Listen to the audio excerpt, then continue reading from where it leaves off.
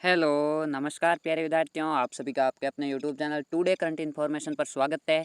इस सेशन में हम कक्षा 12 हिंदी साहित्य के अति महत्वपूर्ण प्रश्न देखेंगे। जो हिंदी साहित्य के आपके व्याकरण है उसके अति महत्वपूर्ण प्रश्न हम देखने वाला है। इससे पहले हमने जो आपकी अंतराल पाठ्य पुस्तक है, अभिव्यक्ति और माध्यम पाठ्य पुस्तक और अंतरा यानी तीनों पाठ्य पुस्तकों के जो अति महत्वपूर्ण प्रश्न है वो हल किए। इस सेशन में हम आपके जो व्याकरण के अति महत्वपूर्ण प्रश्न है वो हल करेंगे। ये जो प्रश्न आपके जो कल हिंदी साहित्य का पेपर होने वाला उसमें अति फायदेमंद साबित होंगे। इन्हीं में से प्रश्न है वो पूछे जाएंगे। इसके बाद एक क्लास है आपके लिए और अपठित गद्यांश और पद्यांश की भी आपको जल्दी 1 से 2 घंटे में उपलब्ध हो जाएगी, इसलिए आप हमारे साथ जुड़े रहे। इसकी पीडीएफ हमने टेलीग्राम ग्रुप में डाल दी है। जो चेकआउट मिशन की पीडीएफ इसका आप आज है वो एक बार जरूर है वो पूरा अध्ययन करें, यानी स्टार्टिंग से लास्ट तक आप एक बार इसको जरूर देख ले। 1 से 2 घंटा इसमें लगेंगे। इसकी पीडीएफ हमने टेलीग्राम ग्रुप में डाल दिया, जिसका लिंक इस वीडियो के डिस्क्रिप्शन में दिया गया, आप वहां से जाकर देख सकते हैं।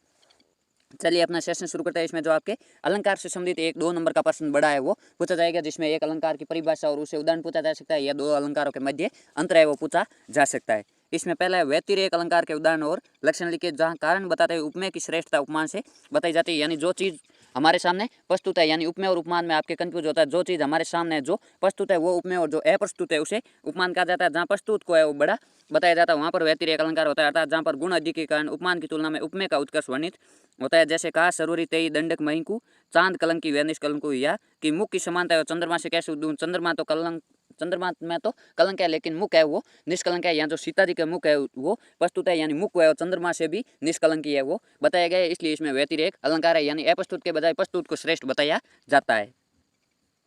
आगे दूसरा विभावना अलंकार का संगतिपूर्वक लक्षण उदाहरण सहित लिखिए। जहाँ कारण के अभाव में भी कार्य हो रहा हो वहाँ विभावना अलंकार होता है। जैसे कोई भी कार्य है वो हाथ से होता है, वहाँ पर हाथ नहीं है फिर भी कार्य हो रहा है। जैसे चलने का कार्य पैरों से होता है लेकिन पैर नहीं है फिर भी चल रहा है, वहाँ पर विभावना अलंकार होता है, यानी कि कारण नहीं है फिर भी कार्य हो रहा है। जैसे बिनु पग चले सुने बिनु काना है, यानी बिना पैरों के चलता है और बिना कानों के सुनता है। ये ईश्वर के लिए क्या कह रहे हैं। इसका दूसरा उदाहरण है निंदक नियरे राखिए आंगन कूटी छवाई बिन पानी साबुन बिना निर्मल करे सुबह, यानी बिना पानी और बिना साबुन के वो निर्मल करते हैं।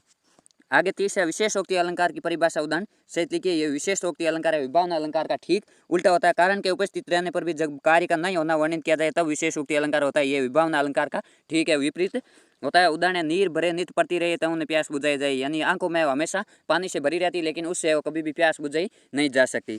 जैसे जल से भरे रहने पर भी नेत्रों की प्यास कभी नहीं बुझती। तो सरस्वती तो भंडार की बड़ी अपूर्व बात, त्यों ज्यों खर्चे त्यों त्यों बड़े बिन खर्चे घटी जात, यानी जो सरस्वती है वो जो ज्ञान का भंडार है वो ज्ञान ज्यों ज्यों खर्च होता है त्यों त्यों बढ़ता है, जितना खर्च नहीं करते उतना ही है वो घटता जाता है। यानी इसमें उल्टी बात है वो की जाती, कारण होता है फिर भी कार्य घटित नहीं होता। जैसे खर्च करने पर भी ज्ञान है वो खर्च नहीं होता।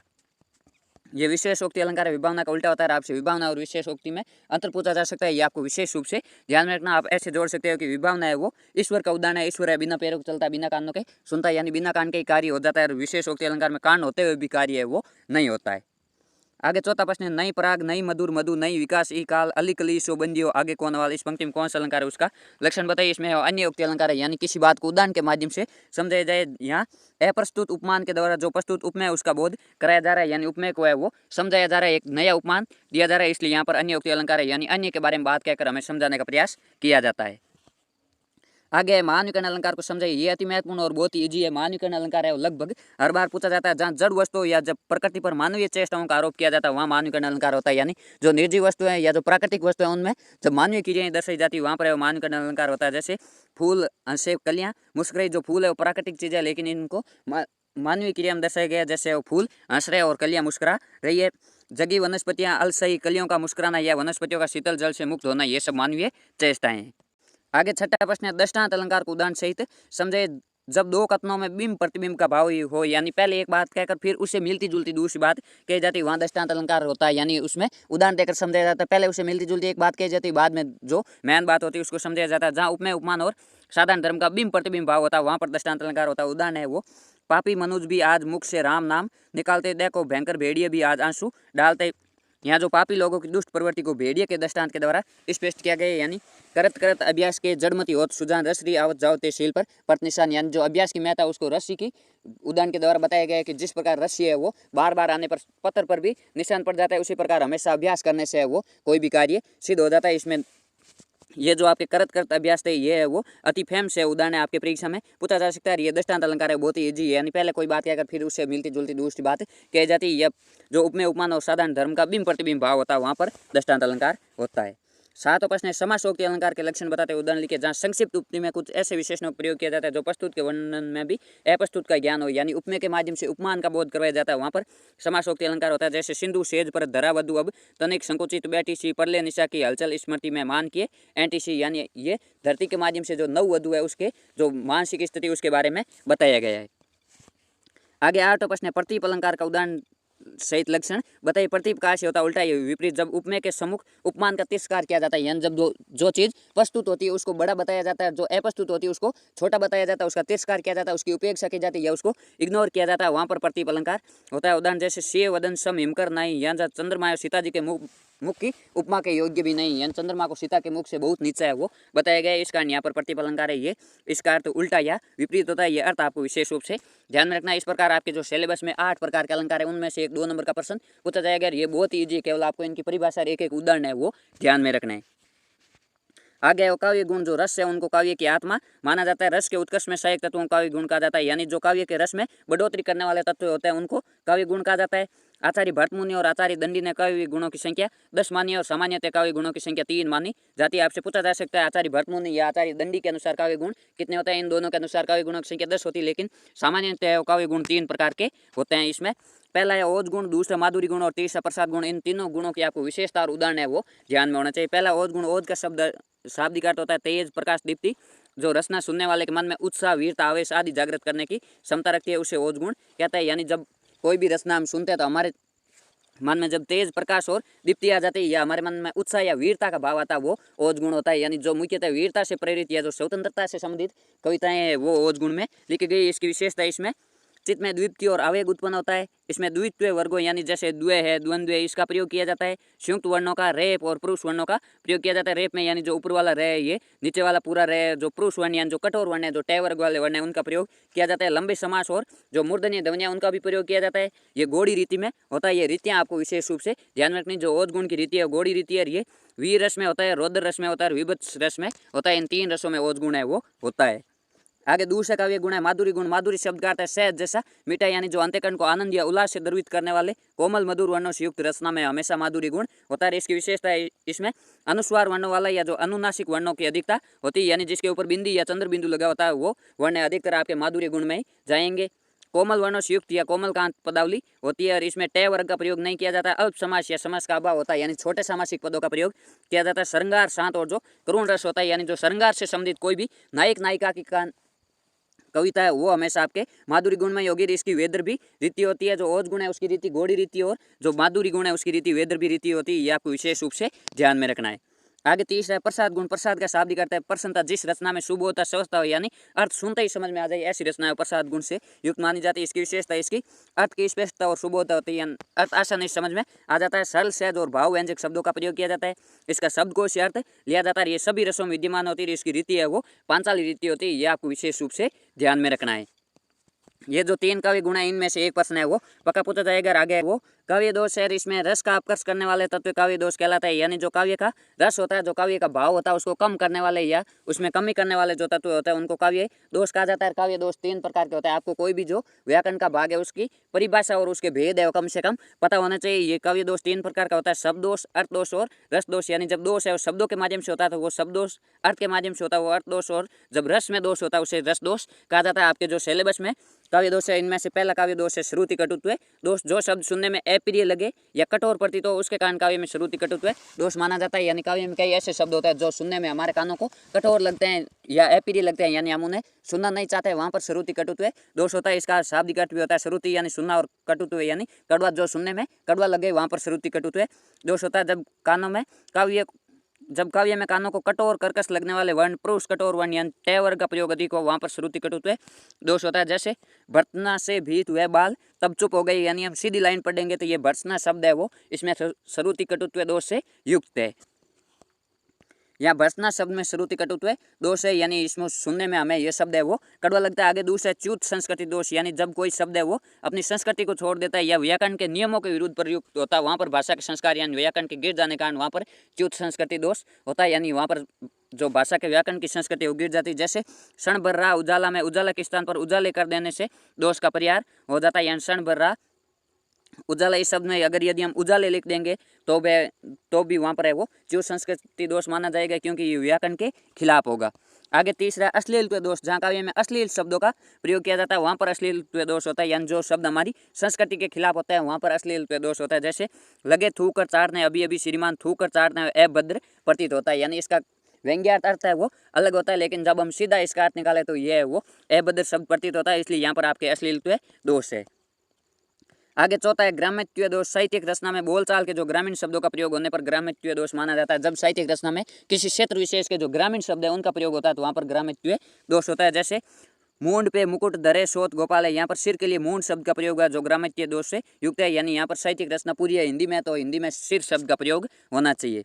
आगे पांचवा दोष है अप्रतित्व दोष। लोक व्यवहार में न प्रयुक्त होने वाले जो शास्त्रीय शब्द है उनका काव्य में प्रयोग होने पर अप्रतित्व दोष होता है, यानी ऐसे शब्द जो श्रोता या जो पाठक है उसने कभी भी नहीं सुने वहाँ पर अप्रतित्व दोष होता है। जैसे विष में ये गोदावरी अमृतन को फल देती है, यहाँ विष में जो विष शब्द है उसका प्रयोग भले ही जल के लिए हुआ है, यानी इसका व्याकरण में अर्थ विष का अर्थ जल भी निकलता है, लेकिन लोगों ने विष का अर्थ है वो आमजन में ये जहर के लिए प्रयुक्त होता है, इसलिए यहाँ पर ये अप्रतित्व दोष है। ये जो विष का प्रयोग है वो जल के लिए सामान्य व्यवहार में प्रयुक्त नहीं होता है।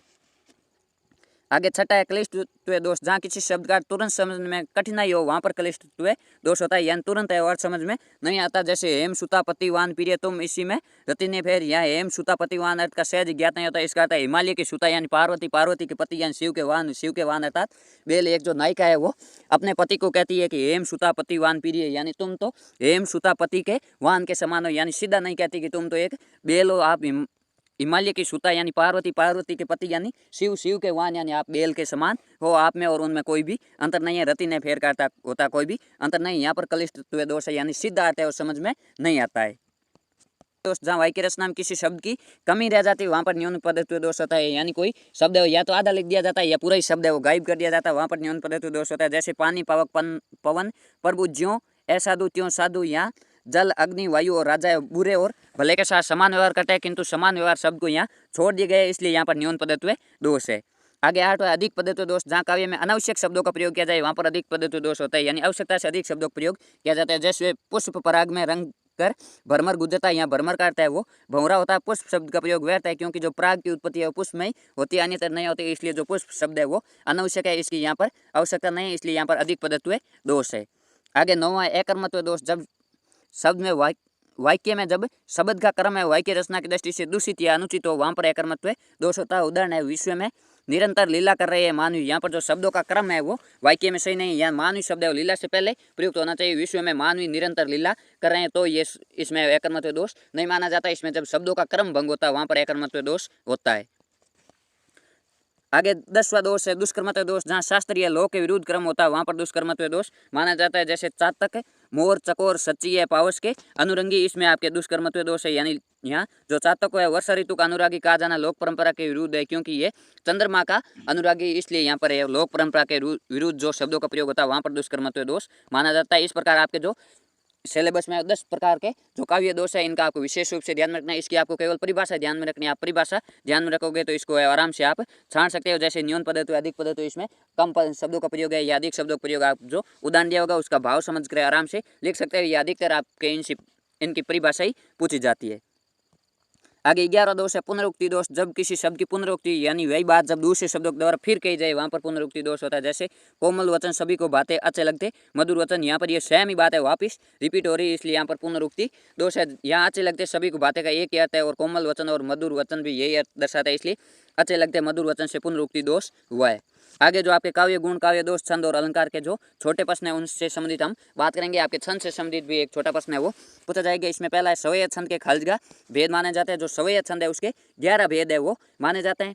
गीतिका छंद में कुल खालजगा चरण होता है, प्रत्येक चरण में कितनी मात्रिका होती है। जो गीतिका छंद है उसमें 4 चरण होता है, प्रत्येक चरण में 26 मात्राएं होती है। और जो हरिगीतिका छंद है उसमें 28 मात्राएं होती है। ये आपको विशेष रूप से ध्यान में रखना है। जैसे जो गीतिका शब्द है उसमें 26 मात्राएं होती है और उससे पहले 2 शब्द और जोड़ दोगे तो 28 मात्राएं वो हो जाएगी।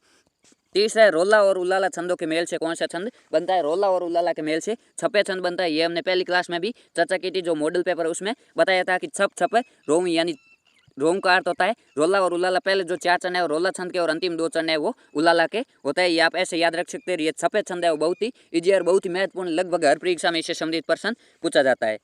आगे 12वां प्रश्न है, वंशज छंद के प्रत्येक चरण में खाली जगह वर्ण होते हैं। जो वंशज छंद है वो एक वर्णिक छंद है, इसके प्रत्येक चरण में वो 12 वर्ण होते हैं। सवैया खाली जगह छंद है, सवैया भी एक वर्णिक छंद है, यानी इसमें वर्णों की गणना की जाती है। द्रुत विलंबित छंद में खाली जगह चरण होता है। जो द्रुत विलंबित छंद है उसमें भी 4 चरण होते हैं। मात्रा गणना के आधार पर छंद के खाली जगह छंद कहलाता है। मात्रा गणना के आधार पर जो छंद का भेद होता है उसे मात्रिक छंद कहा जाता है। कवित छंद के प्रत्येक चरण में 31 वर्ण होते हैं। यति गति गण मात्रा तुक आदि छंद के क्या कहलाता है? जो यति गति गण मात्रा तुक ये है वो छंद के अंग कहलाता है। इसकी आपको विशेषता या इसकी परिभाषा भी आपको ध्यान में होनी चाहिए। यति यानी जहाँ पर रुकते हैं, जो गति जो जिस स्पीड से पढ़ा जाता है या जिस लय से पढ़ा जाता है वो छंद की गति कहलाती है। गण 8 प्रकार के होता है, ये आपको सूत्र याद में होना चाहिए। ये माता राजभान सलगा आगे मात्राएं और तुक है, यानी अंत में जो शब्दों का मेल होता है या एक समान उच्चारण वाले शब्द आता है वहाँ पर तुक है वो मिलती है। आगे 10वां प्रश्न है, 3 वर्णों के समूह को खाली जगह कहता है। ये अति महत्वपूर्ण परीक्षा में कई बार पूछा गया है। जो 3 वर्णों के समूह होता है उसको गण कहा जाता है। गण है वो 8 प्रकार के होते हैं। 8 गणों के नाम आपको ध्यान में होने चाहिए। आगे ये छप्पे छंद का संबंध खाली जगह छंद से। जो छप्पे है एक मात्रिक छंद है, ये रोला और उल्लाला के योग से बनते हैं। इसमें 6 चरण है वो होते हैं। छंद में लघु वर्ण का संकेत चिन्ह और गुरु वर्ण का संकेत चिन्ह क्या होता है? जो लघु वर्ण का संकेत चिन्ह है वो खड़ी पाई होती है और जो गुरु वर्ण होता है उसका संकेत चिन्ह है वो एस के समान होता है। 13वां वीर रस प्रधान रचना में कौन सा गुण होता है? जो वीर रस प्रधान रचना होती है उसमें ओज गुण होता है। माधुरी गुण का प्रयोग श्रृंगार और करुण रस में होता है। ओज गुण में पुरुष संयुक्त और द्वितीय यानी जो कठोर वर्ण होता है, जो उच्चारण में कठोर वर्ण होता है, उनका प्रयोग किया जाता है। गौड़ प्रदेश के कवि खाली जगह गुण का प्रयोग क्या करते थे? जो गौड़ प्रदेश के कवि है वो ओज गुण का प्रयोग करते हैं। इस कारण जो ओज गुण की रीति है वो गौड़ी रीति है। कोमल वर्णों से युक्त रचना में वो हमेशा माधुरी गुण होता है। रस का अपकर्ष करने वाले तत्व है कवि दोष कहलाता है, यानी जो रस को घटाने वाला तत्व है वो कवि दोष कहलाते हैं। कारण के उपस्थित रहने पर भी जब कार्य का वर्णित नहीं हो वहाँ पर है वो विशेष उक्ति अलंकार होता है, यानी कारण है फिर भी कार्य नहीं हो रहा। जैसे आंख है वो पानी से भरी हुई फिर भी है वो प्यासी है। आगे विभावना अलंकार का उल्टा होता है। जो विशेषोक्ति अलंकार है विभावना अलंकार का उल्टा होता है। यह बात आपको विशेष रूप से ध्यान में रखनी है। कारण नहीं होने पर भी यदि कार्य संपन्न हो रहा है वहाँ पर विभावना अलंकार होता है। इसको आप ईश्वर से जोड़कर देख सकते हैं। कारण सहित जहाँ उपमेय का उत्कर्ष दिखाई जाए, यानी उपमेय का है वो बड़ा दिखाई जाए, वहाँ पर व्यतिरेक अलंकार होता है। जहाँ संक्षिप्त उक्ति के द्वारा प्रस्तुत और अप्रस्तुत का बोध होता है वहाँ पर समासोक्ति अलंकार होता है। जहाँ किसी अन्य के माध्यम से कुछ कहा जाए वहाँ पर अन्य उक्ति अलंकार होता है। आगे है, सुनत जुगल कर माल उठाई प्रेम विवश प्रिय जय। इस पंक्ति में कौन सा अलंकार है? इस पंक्ति में है वो विशेषोक्ति अलंकार है, यानी यहाँ पर कारण है फिर भी कार्य नहीं हो रहा। काव्य दोष 3 प्रकार के होते हैं। जब काव्य में गंवारू यानी जो ग्रामीण शब्द है उनका प्रयोग होता है वहाँ पर ग्रामित्व दोष होता है। कमलिनी कुल वल्लभ की प्रभा यह छंद का जो द्रुत विलंबित छंद है उसका चरण है, यानी इसमें 12 वर्ण है वो होते हैं। जहाँ अर्थ के माध्यम से काव्य में चमत्कार उत्पन्न होता है वहाँ पर अर्थ अलंकार होता है। किरण देनों का समय यह आया अंधकार चौथा पंक्ति में माधुरी गुण है। छंद के चरणों की अंतिम ध्वनि की जो समानता होती है उसको तुकबंदी कहता है। यह आपको ध्यान में रखना है, क्योंकि पिछली बार है वो गण से संबंधित प्रश्न पूछा गया कि जो 3 वर्णों का समूह होता है उसको गण कहा जाता है। इस बार आपके तुक की परिभाषा है वो पूछी जा सकती है कि छंद के चरणों की जो अंतिम ध्वनि की समानता होती है, जो अंतिम ध्वनि समान होती है उसे तुकबंदी कहा जाता है। व्यतिरेक अलंकार में उपमान की अपेक्षा उपमेय को उत्कृष्ट दिखाया जाता है, यानी जो प्रस्तुत चीज है उसको बड़ा दिखाया जाता है। वर्णिक छंदों में वर्णों की गणना की जाती है। जो मात्रिक छंद होता है उसमें मात्रा की गणना की जाती है। भारतीय काव्य शास्त्र में जो काव्य की शोभा बढ़ाने के लिए किसको आवश्यक माना गया है? काव्य की शोभा बढ़ाने के लिए अलंकार को आवश्यक माना गया है। जिस प्रकार एक स्त्री का श्रृंगार है वो आभूषणों से होता है, उसी प्रकार काव्य का श्रृंगार है वो अलंकार से माना जाता है। पुष्प प्राग से रंग कर भरमर गुंजारता है। इस पंक्ति में अधिक पदों दोष है, यानी जो पुष्प का अनावश्यक प्रयोग हुआ है।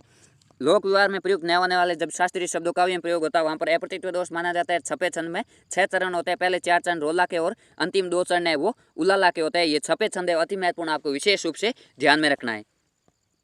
इस प्रकार आपके जो व्याकरण से संबंधित अति महत्वपूर्ण प्रश्न है वो पूछे जाएंगे, यानी काव्य गुण, काव्य दोष, अलंकार और जो छंद 4 टॉपिक हैं इनमें से 8 नंबर के आपके प्रश्न है वो हर बार परीक्षा में पूछे जाता है, इस बार भी पूछे जाएंगे। ये हमने अति महत्वपूर्ण प्रश्न देखे, इसमें हमने शॉर्ट में जो आपके संपूर्ण व्याकरण है उसका रिविजन किया। ये क्लास है आपके जो कल का पेपर होगा उसमें अति कारगर साबित होगी। यदि आप चैनल पर नए हैं तो चैनल को सब्सक्राइब करें, अपने दोस्तों के साथ भी शेयर करें। मैं कल है वो आपकी क्लास नहीं ले पाया, इसके लिए आपसे क्षमा प्रार्थी हूँ। धन्यवाद, मस्त रहिए।